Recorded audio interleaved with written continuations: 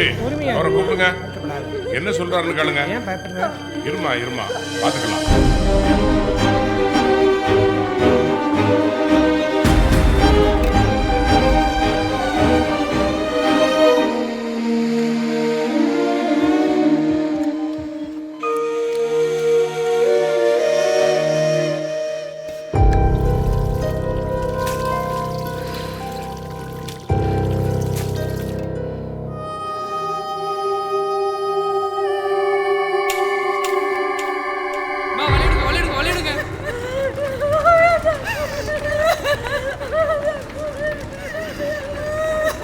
யாரும் உள்ள வராதீங்க, எல்லாரும் வெளியே போய் வெயிட் பண்ணுங்க. போங்க, டாக்டர் பார்த்தா திட்டுவாங்க. Ma'am, everything's ready. We are waiting for you.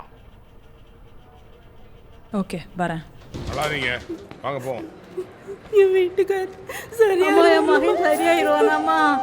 அம்மா என் பிள்ளை குணமாய் வரணும். ஆபரேஷன் பண்ண போற டாக்டர் யாருமா? என்ன கேட்டாலும் கொடுத்துருவோமா? டாக்டர் தான் வந்துட்டு இருக்காங்க, அவங்க கிட்ட கேளுங்க.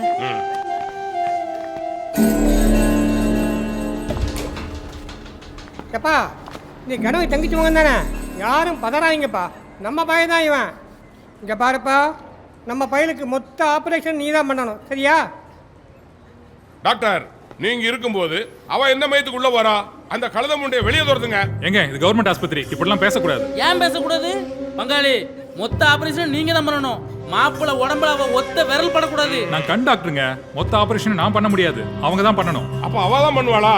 இவ்வளவு பெரிய ஆஸ்பத்திரியில அவளை விட்டா வேற ஆளே இல்லையா? என் பிள்ளைக்கு என்னமோ ஒன்று ஆச்சு, நடக்கிறதே வேற. அப்படிலாம் ஒன்றும் ஆகாது, நான் கூட இருக்கேன்ல, பார்த்துக்கிறேன்.